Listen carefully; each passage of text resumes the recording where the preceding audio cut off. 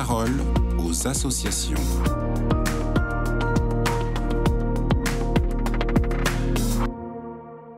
Bonjour à tous, bienvenue dans la parole aux associations. Aujourd'hui, je suis avec Benoît Autier. Bonjour Benoît. Bonjour Agnès. Alors Benoît, vous êtes le responsable communication de la Confédération nationale des associations familiales catholiques et aujourd'hui vous souhaitez nous parler d'une journée particulière, on vous écoute. Alors le 10 avril prochain, c'est la journée internationale des frères et sœurs. Cette journée, elle nous vient à la base des États-Unis.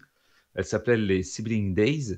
La fête a été conçue à l'origine par une dame qui s'appelle Claudia Evart pour honorer la mémoire de son frère et de sa sœur qui sont décédés très jeunes. C'est une journée importante pour les familles. Alors importante parce que c'est l'occasion de se remémorer, pour les plus anciens qui ne vivent plus dans le foyer parental, l'importance qu'ont eu leurs frères et leurs sœurs dans leur vie. Et pour les plus jeunes, c'est l'occasion de se rappeler à quel point chacun a sa place dans une famille.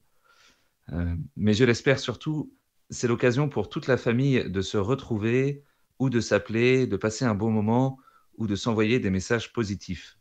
Et alors est-ce que notre place dans une fratrie a une conséquence dans notre vie de tous les jours ? Alors oui, en effet, toute personne ayant des frères et des sœurs a dû faire cette expérience de prendre sa place. Cette expérience, en fait, elle est fondatrice de notre personnalité et de notre rapport aux autres. En effet, c'est dans la famille que nous apprenons la vie en société, la politesse, les coutumes. La famille, c'est la cellule de base de la société, car elle éduque les futurs citoyens. D'ailleurs, le partage, l'amour, l'humanisation en général, nous en faisons les premières expériences dans notre famille. C'est pourquoi il est très important, lors de cette journée, de se remémorer notre famille et donc plus précisément nos frères et nos sœurs. Il est possible aussi qu'avec les années, les liens se soient un peu étirés, voire rompus. Et dans ce cas très précis, c'est une blessure qui restera vivace tant qu'elle ne sera pas recousue. Une blessure à double titre d'ailleurs, pour le frère ou la sœur concernée, mais aussi pour les parents. Quiconque a des enfants sait à quel point l'unité dans la fratrie est un profond désir, mais aussi une véritable joie. Et alors que faire justement quand les disputes et la distance demeurent au sein d'une fratrie ?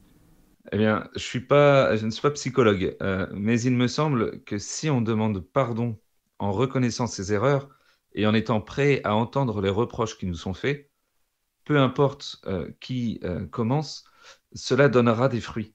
Le pardon, c'est l'arme la plus puissante du chrétien. Le Seigneur nous donne le pardon dans le sacrement de réconciliation, mais nous sommes nous aussi capables de pardonner à notre prochain.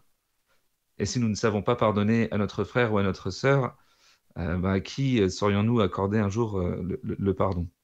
Est-ce que vous avez des exemples d'actions concrètes qu'on peut mettre en place pour renouer avec ses frères et sœurs ?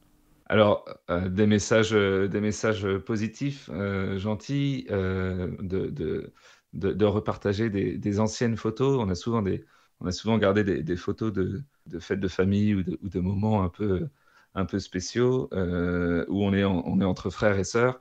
Ça peut être rigolo de le partager sur le groupe WhatsApp familial à ce moment-là. Mais le mieux, évidemment, c'est d'essayer de se retrouver, de passer un moment ensemble. Et puis voilà, simplement de passer un moment en famille. Ça, ce serait le mieux, c'est le plus conseillé. Eh bien, merci Benoît pour ce partage et on espère que nos auditeurs trouveront le courage d'envoyer un message à leurs frères ou à leurs sœurs en cette journée particulière. Je vous dis à très bientôt. Merci beaucoup Agnès.